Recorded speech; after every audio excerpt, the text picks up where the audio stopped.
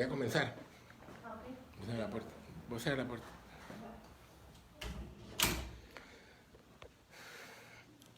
Hola a todos, buenos días. Ay, los saluda el doctor Hurtado. Vamos a crear las condiciones para poder hablar con tranquilidad. Voy a hablarles sobre insuficiencia cardíaca, tratamiento. El tema es más que todo para médicos, pero también para pacientes diabéticos, pacientes que han tenido infarto, pacientes hipertensos severos, mal controlados, con fibrilación auricular también pacientes los cubre, porque son los que están más propensos a terminar con insuficiencia cardíaca. Y además, cuando caen en la consulta, pues el médico les refiere que hay que tomar unas cuantas cantidades de pastillas y el paciente está sorprendido porque realmente él solo tomaba furosemida, digoxina, tratamientos que no son apropiados actualmente, atenolol por ejemplo. Y entonces el paciente se asusta a la hora de que lo vea uno como especialista y le aclara cuál es la situación y le decimos que hay una serie de medicinas que son obligatorias, de estricto cumplimiento, si él pretende mejorar y sobrevivir a esta enfermedad. La insuficiencia cardíaca, amigos, tiene una mortalidad altísima, 50% a los 5 años. ¿Okay? Y eso ocurre en pacientes que al hacer el ecocardiograma u otros estudios, su función de contracción del corazón está disminuida en menos de 40%. Para esas personas con un corazón débil en general, que su bombeo efectivo, para hablarlo en términos naturales, normales, en menos de 40%, va este tema dirigido, esta discusión, y para aquellos médicos generales o internistas que me ven, también. Hasta hace poco, las guías internacionales han sugerido que a estos pacientes se les debe brindar inicialmente un IECA, enalapril, por ejemplo, o, si no lo toleran, un ARA-2, por ejemplo, valsartán, candesartán, bueno. Ahí, asociado a eso, beta bloqueadores como carvedilol, bisoprolol, nebivolol.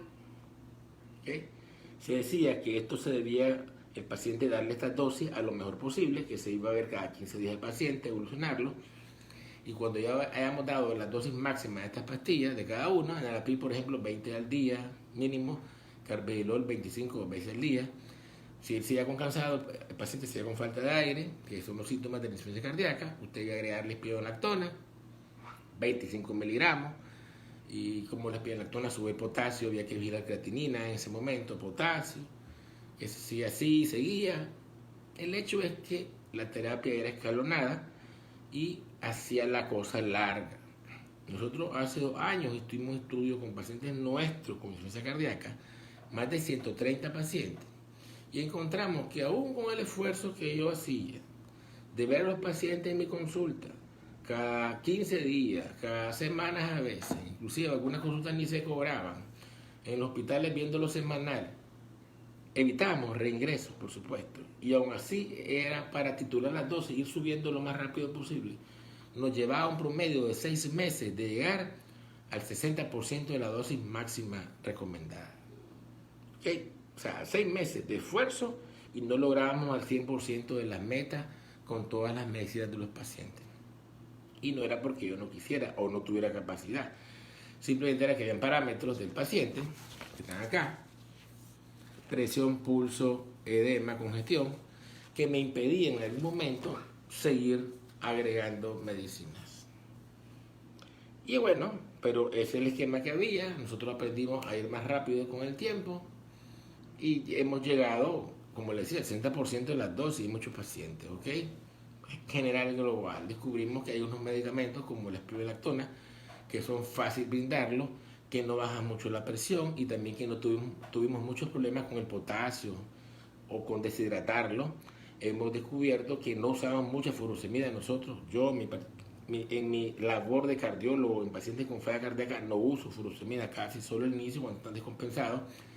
Después, al lograr medicarlos adecuadamente con todos los otros fármacos, ellos no necesitan diuréticos y eso es un logro personal, del cual estoy muy orgulloso. Y bueno, pues surgió hace 4 años una nueva molécula, que es la que traigo ahora, que son unos fármacos que son para pacientes diabéticos tipo 2 inicialmente. Se le llama los SGLT2. Nombre: dapaglifosina, empaglifosina, eso lo hay en Nicaragua, sotaglifosina en otros países, canaglifosina en otros países, pero son del mismo grupo y son para pacientes diabéticos.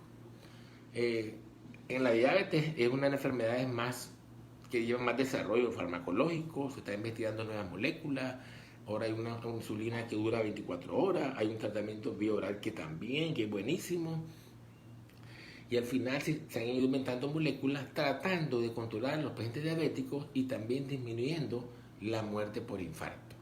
Pero ¿qué pasa? Fíjense, es difícil disminuir la muerte por infarto en pacientes diabéticos, aunque usted lo tenga con un control de azúcar perfecto. Siguen teniendo infartos, siguen teniendo derrames cerebrales. Y sucede que se han descubierto 2 moléculas. Uno fueron estos, los SGLT2, que al hacer estudios en pacientes diabéticos de alto riesgo, vieron que tenían menos infarto y menos muerte cardiovascular. ¡Opa! ¿Cómo? ¡Qué bárbaro! Primera vez en la vida que se descubre un fármaco para pacientes con diabetes que disminuye las probabilidades de infarto. Eso fue el boom. Son tomadas. Y ahora también hay otro grupo farmacológico que es inyectado y que es caro, que no hay en Nicaragua, que también ha disminuido los riesgos de infarto. ¿Ok? Otro tipo de fármaco. Solo hay 2. No es la insulina, no es la metformina, no es la glibenclamida, no es la glibenclamida, no son esos fármacos comunes. Solo son los derivados de los SGLT2, dapaglifosina, empaglifosina, mencioné, y este fármaco inyectado que aquí no lo hay. Tiene un nombre raro, no lo hay en Nicaragua, y se pone inyectado. Bueno, entonces, ¿qué pasó? Como eran para pacientes diabéticos, esta molécula, se hizo un estudio con la empaglifosina inicialmente, se llama EMPA-REG, y se cogieron pacientes diabéticos que ya tenían problemas cardíacos, infarto, angina, y se les dio el medicamento. Y encontraron que en efecto un 30% de ellos no tuvo infarto, angina, una reducción global de los pacientes, excelente. Y por casualidad encontraron que la mitad de los pacientes que estaban tomando empaglifosina también no desarrollaron insuficiencia cardíaca a lo largo del estudio. ¿Y qué es eso, doctor? Pues sí, el diabético usted lo ve ahora, tuvo un infarto, el paciente yo le hago un eco y tiene un corazón, se contrae bien, pero a lo largo de 2 o 3 años ese paciente diabético que su corazón estaba bueno y bombeaba bien, ya no bombea bien y cae en algo que se llama falla cardíaca. Pues los pacientes que tomaron esta molécula, que era para control de azúcar, no desarrollaron insuficiencia cardíaca. Y en cambio, los que no se les dio el medicamento, empezaron a tener insuficiencia cardíaca. Entonces se encontró que esta molécula podía sugerir que en diabéticos de alto riesgo, ya infartados, tomarla prevenía que apareciera en el futuro esta falla cardíaca, que es una enfermedad que mata al 50% a los 5 años. Peor que el cáncer, ¿ok? Peor que el cáncer de mortalidad. Pero dijeron los científicos, ok, de acuerdo, pero ese estudio no fue diseñado para eso, ese fue un hallazgo por casualidad. Hay que hacer estudios en pacientes que ya tienen insuficiencia cardíaca establecida, con un bombeo cardíaco, una FEBI menos de 40%, o si no y además vamos a demostrarles que estaban mal y vamos a esperar que estos pacientes hayan ingresado a hospitales con falla cardíaca, con agua en los pulmones, taquicárdicos, con pruebas en sangre que demuestren los biomarcadores famosos que hay insuficiencia cardíaca real. Y a esos grupos de verdad de pacientes que ya sabemos que tienen insuficiencia cardíaca, vamos a probar con esas pastillas. Vamos a ver si de verdad son para eso. E hicieron 2 estudios. Uno con dapaglifosina, se llaman los estudios DAPA-HF. Pueden buscarlo en internet los médicos, estudios DAPA-HF. Hay DAPA-HF renal, cardio, y hay más, como son 7 subestudios. Y también los que hicieron al inicio el estudio con la empaglifosina, hicieron un estudio en perro, en una empaglifosina. Y corrieron los estudios, pasaron 3 años y encontraron en efecto que los pacientes ya con diagnóstico de insuficiencia cardíaca establecida, que se les daba agregado a su terapia para diabetes, uno de los 2 medicamentos, disminuían los ingresos a los hospitales por insuficiencia cardíaca y no se morían del corazón. Entonces es un hecho que actualmente esos dos fármacos pueden disminuir que nuestros pacientes que tienen insuficiencia cardíaca ingresen o vayan al hospital buscando ayuda cuando se encharcan, cuando se llenan sus piernas de agua, sus pulmones y les falta el aire. Eso se llama insuficiencia cardíaca descompensada. Entonces, sí, ese grupo farmacológico que fue producido para diabéticos, para controlar el azúcar, resulta que es más importante para el corazón. Que conste, no baja mucho el azúcar, lo más 0.7 de hemoglobina glicosilada, que es muy poco. Entonces, entonces tenemos ahora 4 grupos farmacológicos generales que bajan muerte e ingresos por falla cardíaca. Tenemos el grupo que le llamamos los bloqueadores del sistema renina, donde están los IECA, enalapril, los ARA2 como candesartán y el sacubitril/valsartán, que fue el año 2014. Tenemos los betabloqueadores, que disminuyen 35% de muerte. Tenemos la espironolactona, que disminuye 30% de muerte. Y estos fármacos disminuyen 25% de muerte. Entonces la duda fue, ¿y cómo se los damos a los pacientes ahora? Ya sabemos cómo vamos a dar IECA, betabloqueadores y espironolactona. Pero ahora este grupo nuevo que acaba de surgir, ¿dónde lo meto? Bueno, lo lógico sería que va de cuarto. ¿Por qué? Porque en los estudios que se brindó esta molécula, los pacientes, yo les dije, ya estaban medicados con medicamentos para el corazón, con enalapril, la mayoría, otros con ARA2, ya tenían espironolactona y ya tenían betabloqueadores con tratamiento establecido de años. Y cuando se descompensaban, es que se les daba esta pastilla nueva. O sea, pues, si hasta ahora se ha respetado ese orden de que usted va a brindar un medicamento, cuando se descubre que es bueno, va a respetar el orden en el cual se agregó, pues usted esa molécula la agregaría de cuarto lugar y no habría problema.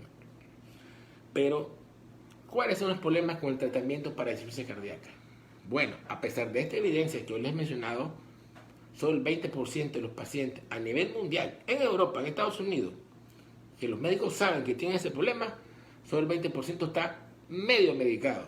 Está tomando la mitad de la dosis de todo. Enalapril 10 miligramos, que la dosis es 20 a 40, ¿ok? Carvedilol, una dosis de payaso, 6.25 veces al día. La he visto, abunda en las recetas acá en Nicaragua. Carvedilol, 6.25 veces al día. No sirve para nada esa dosis. La dosis es 25, 2 veces al día. Espironolactona ni la mencionan mucho, pero es la que más fácil se da. Pero furosemida un montón, que no disminuye muerte.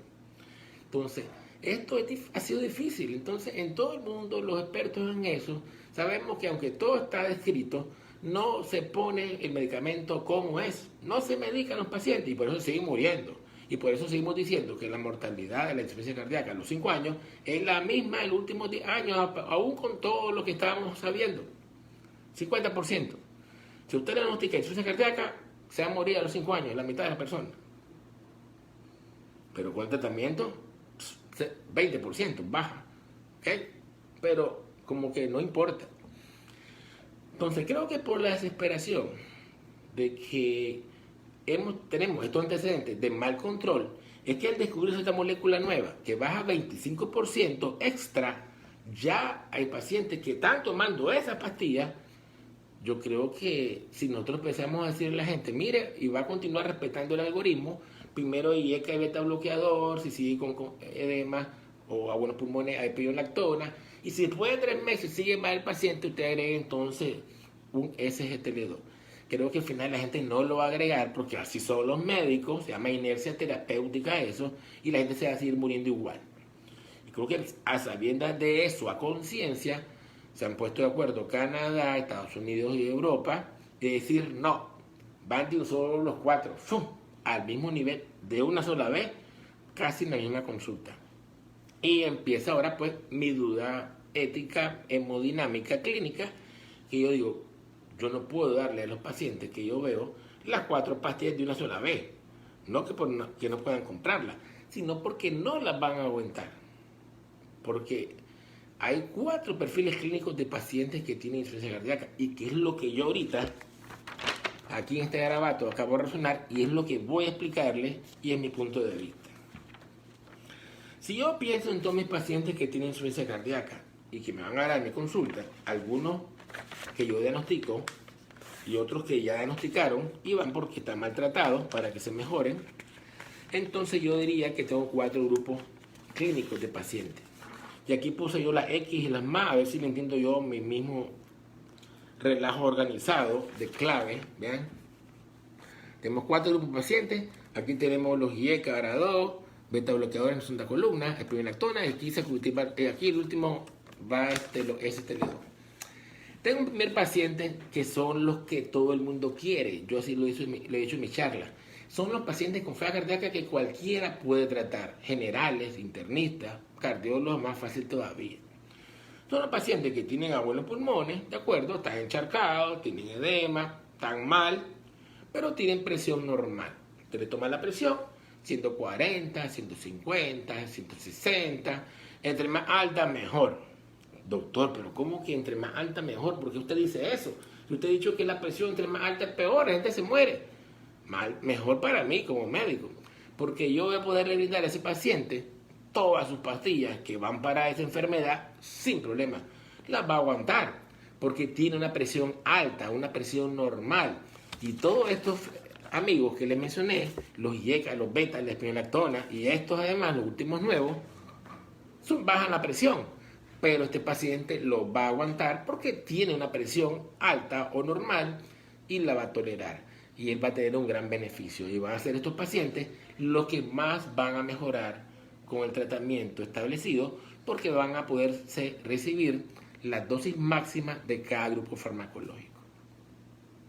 Entonces yo he puesto en general que, según mi experiencia, una presión sistólica de más de 130 y una diastólica de más de 80 generalmente me va a hacer un paciente que no me va a ser difícil a mí titular la dosis de los 4 medicamentos, y en ese paciente yo podría inicialmente darle sin problema los 4 fármacos a la vez.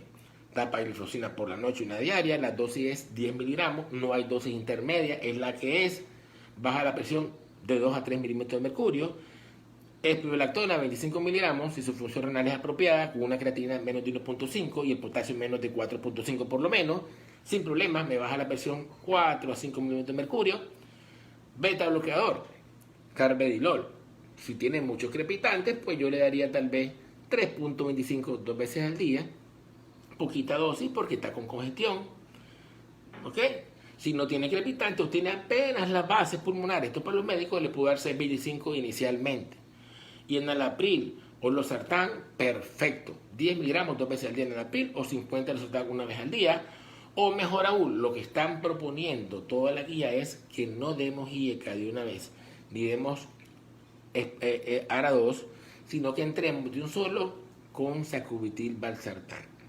El sacubitril/valsartán es una molécula que es superior 20% al IECA, enalapril, lisinopril, etc. Y ARA2, losartán, valsartán.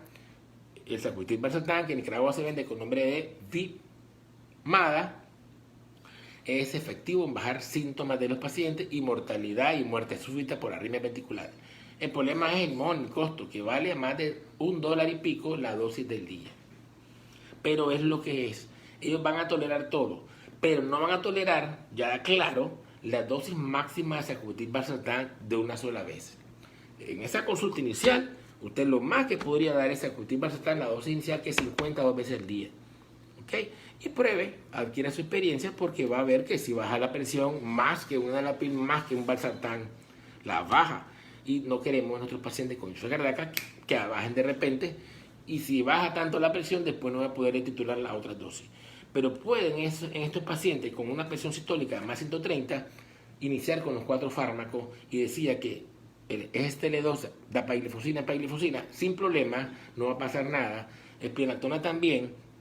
El beta, dosis baja porque tiene congestión, y sacubitril/valsartán, la dosis más baja. ¿Okay? Segundo grupo, presión arterial normal, más de 130 estamos hablando, y no tiene congestión, no tiene edema. Igual, hay estudios que dicen, vamos a ir en el mismo orden. Es el mismo orden. Bueno, aquí tengo yo mi duda, porque los estudios con SGLT2, todos los pacientes que se incluyeron estaban descompensados, habían tenido un ingreso por insuficiencia cardíaca en el último año, clínico con diagnóstico de egreso de falla cardíaca, o bien había NT-proBNP alto en sangre. O sea, sí había marcadores de daño miocárdico agudo en los pacientes, tenían falla cardíaca descompensada. y no se ha hecho ningún estudio con estos fármacos con pacientes estables con valores de ProBNP, BNP normales. Ni ningún estudio hay en pacientes que no hayan estado ingresados. ¿Ok?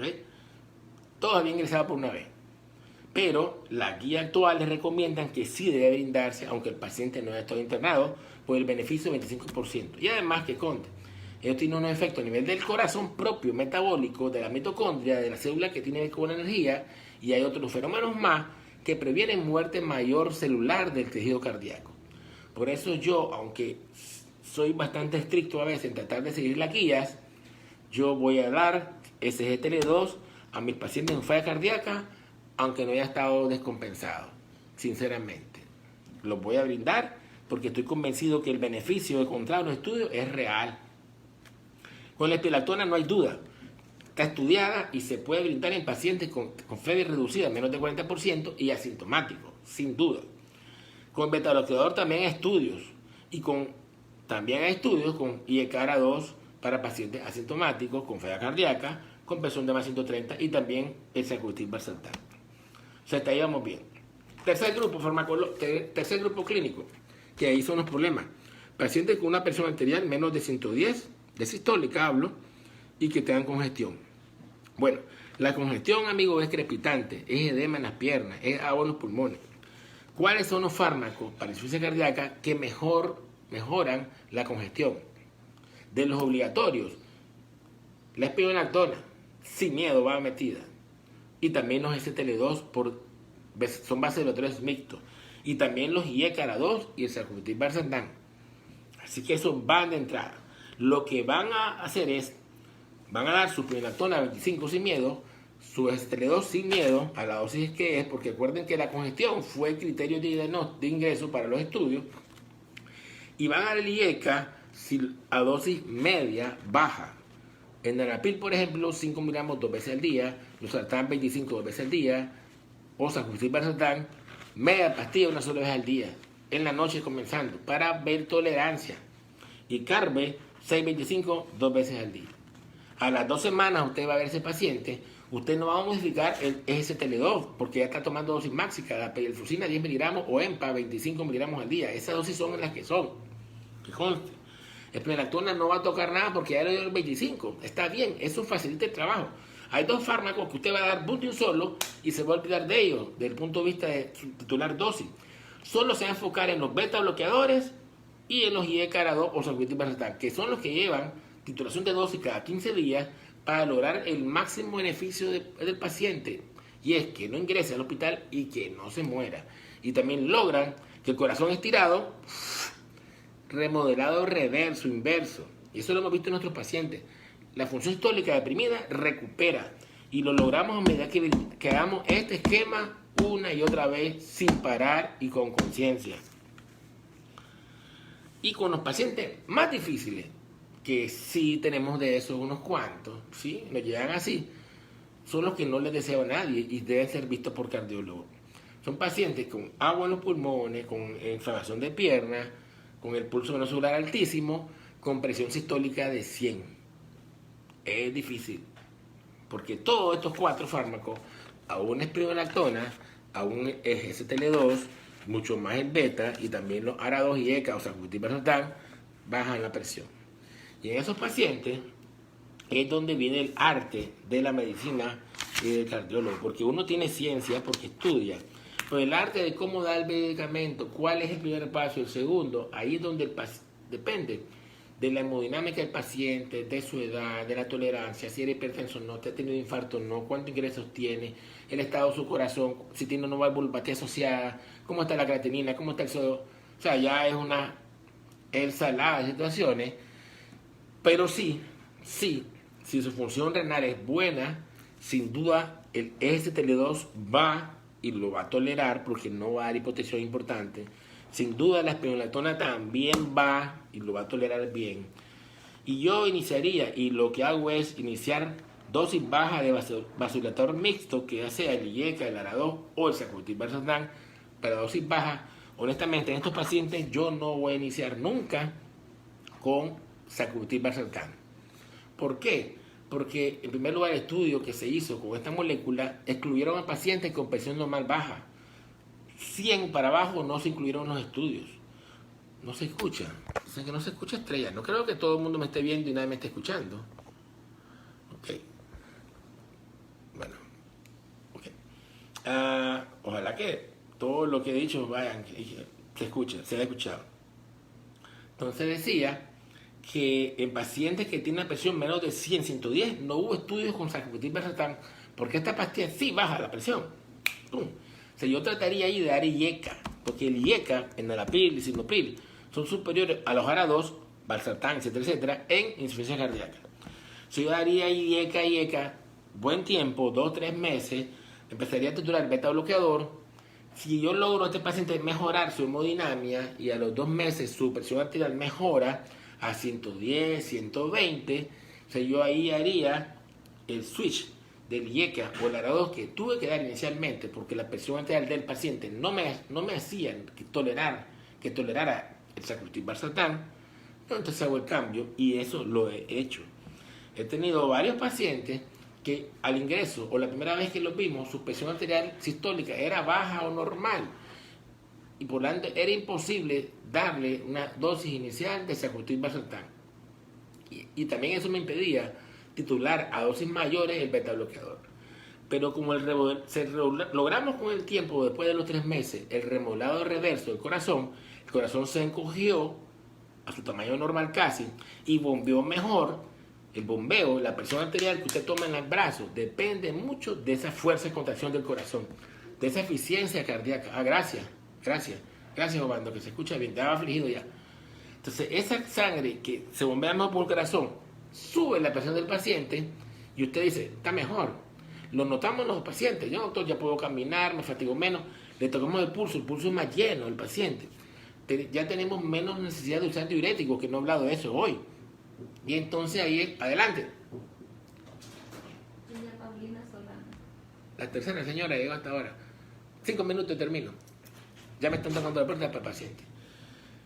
Entonces, uno ve el paciente cómo mejora. Es dramático. Si algo que a mí me encanta de la falla cardíaca es cómo los pacientes mejoran.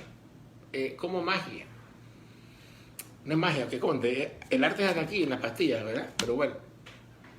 Entonces, cuando ellos tienen una mejor presión, yo subo entonces y cambio a sacubitril valsartán. Resumiendo, amigos, hay grupos de pacientes, todos los pacientes que tienen una fracción de expulsión del ventrículo izquierdo por ecocardiograma o por resonancia que se puede diagnosticar con menos de 40%, tienen algo que se llama insuficiencia cardíaca con fracción de eyección reducida. Así se llama.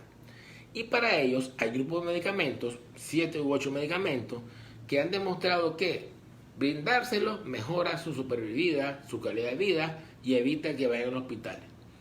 Si a nuestros pacientes con insuficiencia cardíaca logramos titularle o darle estos medicamentos que yo he hablado, en vez de morirse a los 5 años, su vida va a ser mejor sin ingresos por esos 5 años. Y tal vez, pues desgraciadamente, van a morir a los 10, 12 años, pero con una buena calidad de vida. ¿Ok? Buena calidad de vida, que es importante. Es importante que el paciente viva, respire, coma, disfrute, se alimente y goce con su familia. Eso se llama calidad de vida. ¿Okay? Y lo otro también es calidad de vida, es no ingresar a un hospital, no vivir metido en un hospital, porque la persona está muriendo cada rato de noche por ahogo, falta de aire, etcétera, etcétera. ¿Okay? Entonces, pues esos son, digamos, unos, yo mismo pensando, ¿no? Como esto, mire, leí el fin de semana la guía canadiense, me pareció muy buena, claro, la americana también me pareció mucho mejor. La europea ahorita cambiaron y fue donde incluyeron esto de un solo, pero no, hasta el 16 de julio ahorita vos tenés acceso libre a esa publicación. Pero ya tenemos idea por dónde vienen. Entonces estos son los 4 grupos farmacológicos fundamentales. Los diuréticos como la furosemida nos apoyan cuando el paciente está muy descompensado con agua en las piernas, en los pulmones. Esto no lo saca rápido el agua del pulmón, no. Los diuréticos, la furosemida es la que más efectiva en eso, pero la furo no está metida aquí. No baja mortalidad. La furo es apagafuego, nos ayuda a compensar al paciente, a que se mejore su respiración, a que no se ponga hipóxico por la congestión pulmonar. El agua de los pulmones por la falla cardíaca, interviene que la respiración del paciente no sea apropiada y no se oxigene bien su sangre, y eso es peor. Se puede morir por una arritmia, por hipoxia, ¿ok? Entonces, la furo la utilizamos al inicio, 2 o 3 días, cuando el paciente ya no tiene crepitante, ya no tiene edema, sacamos la furosemida y vamos reforzando esto. Ahora bien, hay pacientes en los cuales tienen trastornos cardíacos serios de válvula mitral, por ejemplo, tienen también algo que se llama hipertensión pulmonar secundaria, en donde la furosemida no puedo quitársela y se las dejo, aunque yo sepa que la furosemida no mejora mortalidad, pero sí en ese caso me evita edema en las piernas, edema pulmonar en casos complicados, ¿ok? Pero son otros 100 pesos y no viene al caso. Entonces, estas consideraciones las traía a ustedes, ¿ok? Pero vamos a marcar esto. De aquí a unos 20 años va a valer $100, ¿ok? Vamos a guardarlo, poner la firma y la fecha, como las pinturas. Entonces, un gran abrazo, muy buenas tardes. Sigámonos cuidando contra el COVID, por favor, ¿ok? Sigamos cuidándonos. Vacúnense en los que estén en fecha, en tiempo, en año. Háganlo por ustedes. Y si no lo hacen por ustedes, háganlo por su familia. Y si no le interesa su familia, pues hágalo por la sociedad. Oye, que aquí todos vivimos en Nicaragua. El que está aquí viviendo es porque le da la gana. Y el que no le gusta este país, que se vaya. Pero está acá viviendo, sea consciente con los demás. Cuidémonos todos. Un gran abrazo. Nos vemos mañana por la noche, 8:20, con una charla interesante. Bye bye. Buenos días. Gracias.